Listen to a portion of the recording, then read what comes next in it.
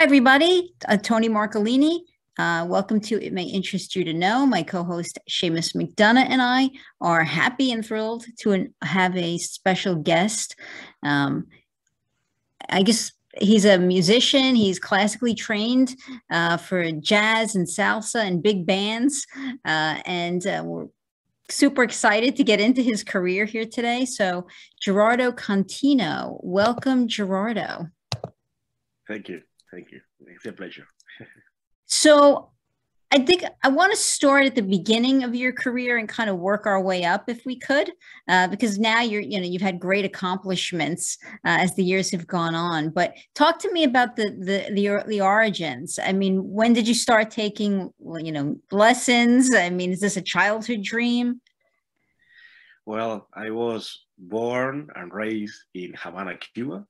And since I was a little boy, I was crazy with classical music. The first song that I learned was the Ave Maria. I used to imitate Luciano Pavarotti for hours during, before I took a shower. I was like 7 years old, and I used to sing for hours and trying to imitate Luciano Pavarotti. I started taking classes when I was 12 years old. Then I have to stop because when you reach puberty, your voice changed. So I need to wait like 2 years until I became 14 years old to continue taking classes. It was a very interesting journey, to the discipline that you have to as a young kid. You cannot scream. In Cuba, we play a lot of baseball. So every time I want to play, people were like, Gerardo, why you don't scream? I'm like, no, because I cannot damage my vocal cords. So yes. So now tell me about the story. You have a band, Los Habaneros. Am I saying that right? Mm-hmm. Yes. Yes. Okay. How did that start? Like, when did it start? How did you get that going? Yeah. In Cuba, I was the lead singer of different bands. And then when I was like 25 years old, I decided to come to America to do my master in law because I'm a lawyer too. And I found a group of talented Cuban musicians who were living in New York City. As in Cuba, I was part of timba bands, salsa bands. I already had the experience, of working with talented guys because I was the lead singer of Angie La Banda, one of the most famous bands in Cuba. And when I came to America, in New York, I found these guys and I was like, yo guys, why we don't create a Cuban band, but instead to play the same old tunes from Buena Vista Social Club, let's play more contemporary Cuban music like timba. They liked the idea. We created Los Habaneros, and we have been doing music and making people happy. Ever since. Well, I mean, you were honored. You were voted, I believe, the best band in New York City, correct? Mm-hmm. Yeah. By NPR, they do this battle of the bands. I think was it 2015 or 2014, I don't know. But yeah, we were selected the best Manhattan band. It's always, for me, it's always fun. I remember when we were in the competition, the jury, they were saying, this band, if I am walking down the street and I hear this band playing, I just want to go and dance and have fun. And this is what we do. We just love what we do. With the timba music, our style, we use a lot of call and response. So it is basic for our music to interact with the people. That's why in my concerts, I just said, okay, guys, this is not a movie theater. This is not Broadway. Right now, you are part also of the show. So yeah. Now, you're also, I believe, the lead Latin singer for the Max Weinberg Orchestra, right? That must be exciting. Yeah, I was very excited. I met Max a few years ago. A friend of mine used to work with him and contact me. And since then, we have established a pretty good relationship, and it's an honor for me to work with Max. And yeah, he's also a good mentor. Sometimes when I need to ask something, I write an email and he replies. Oh, that's wonderful. And there's another band, Larry Harlow, right? Larry Harlow's orchestra. I believe you're the lead singer for that band as well. Yeah, but Larry passed away last month, and Oh, I didn't know. It's terrible. Yeah, I had also the honor to work with him, to travel the world with him. He was I called a defender of Cuban culture and Cuban music. In the 70s, he was founder of Fania All Star with Jerry Masucci, and they did an amazing work with the Latin culture, and he helped the Latin culture to cross over to the American market with Fania All Star.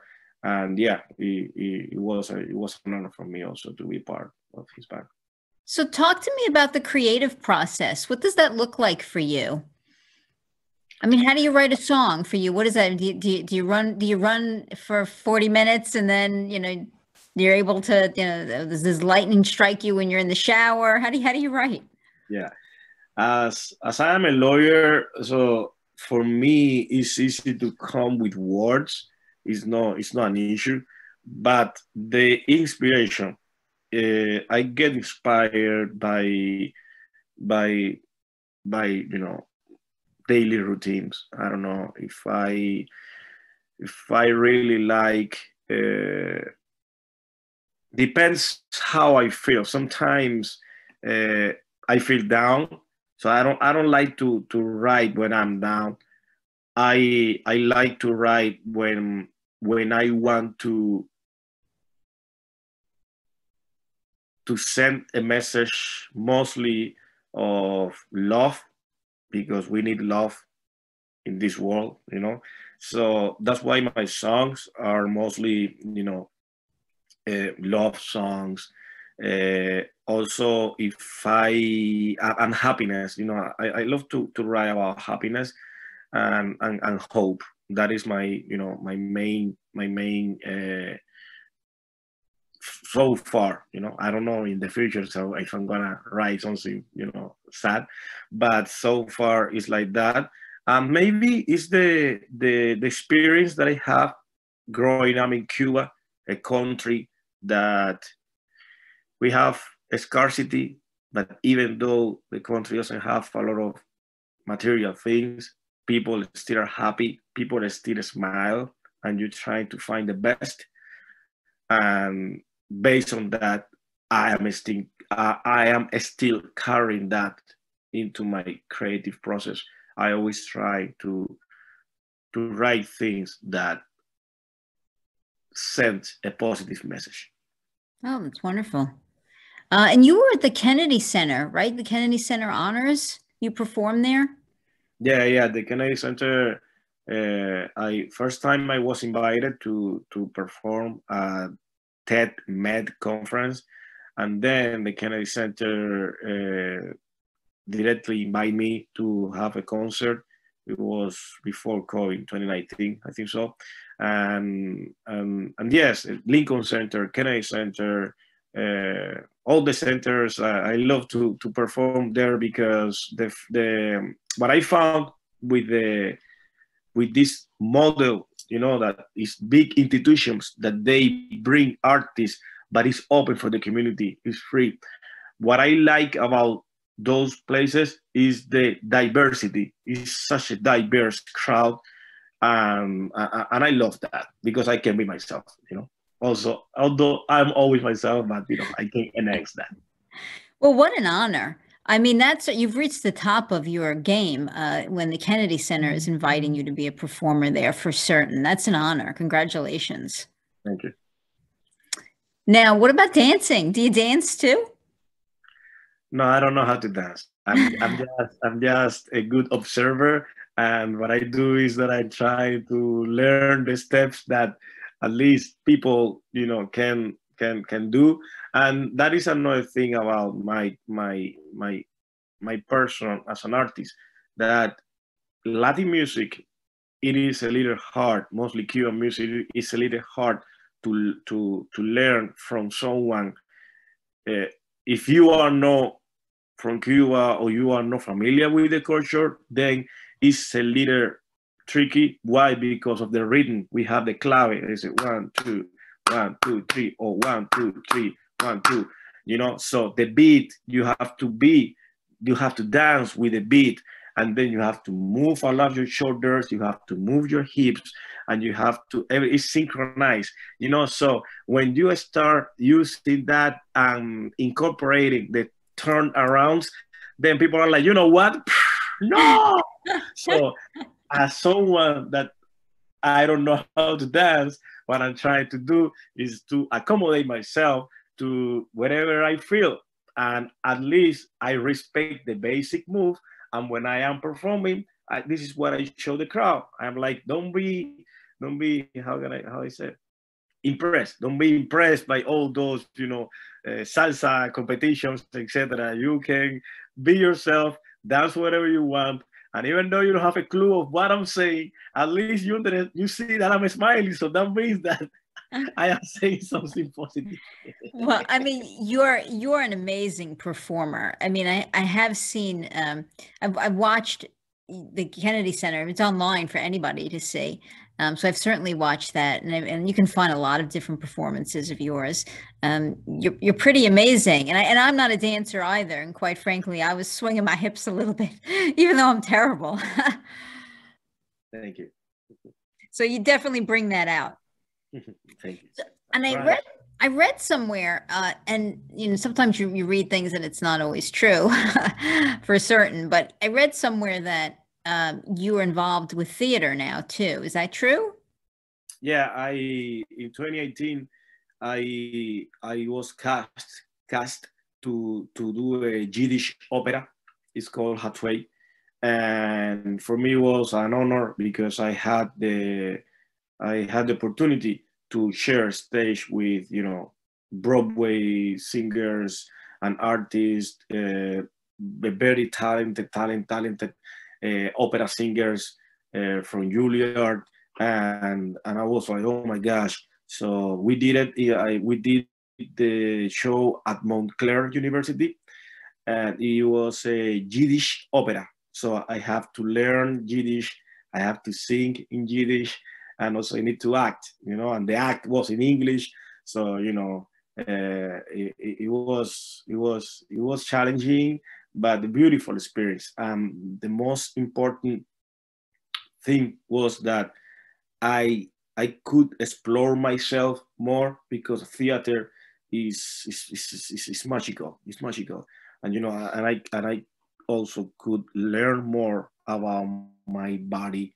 I could play more with my body, and yeah, was a beautiful experience. And I hope that in the future I can continue doing more musical theater.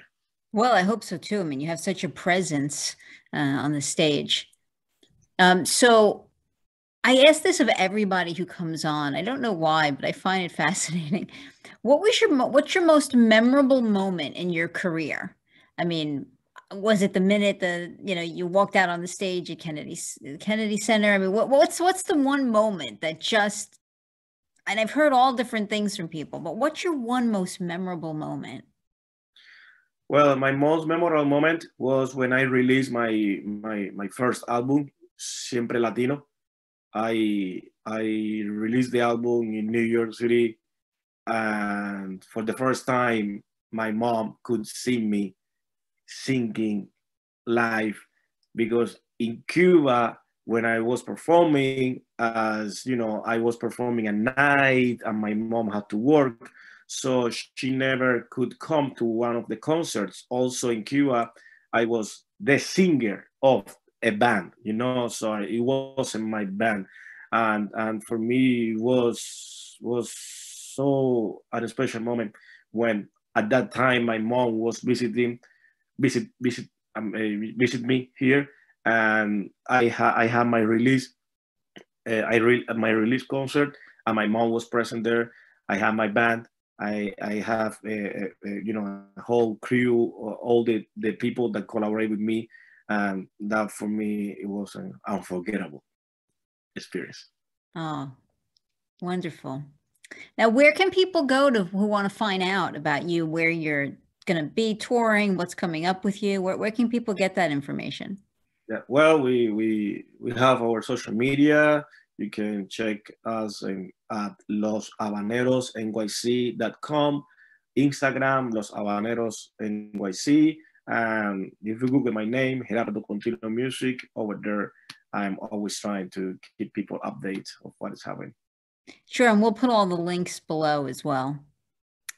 Well, I have to thank you for being here. I know you're a little pressed for time, and on top of it, you're not feeling well today. So I thank you for being here with us. But it truly was an honor to have you here. I mean, you're at the top of your game, and keep going. I hope you'll come back again.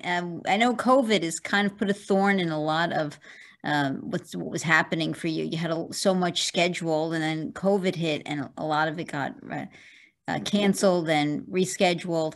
But the next, you know, as you're continuing to work on your music or theater, I hope you'll come back and talk to us about future projects. Of course, I will. And I already start to do events in New York. I'm coming to New York on Thursday because I have 3 shows this weekend, and the whole October month, celebrating the Hispanic Heritage Month, I'll be organizing events and performing in New York. And you know, you are invited. I will send you the information. You can come. Wonderful. And we'll put all the links up, you know, for the people to get information. And if you get a chance to go see them, it's definitely worth it. Or download the music. The music's for sale easily through any place you can buy music. Thank you so much for being here. And I look forward to talking to you again. Thank you, Tony. Thank you. Thank you.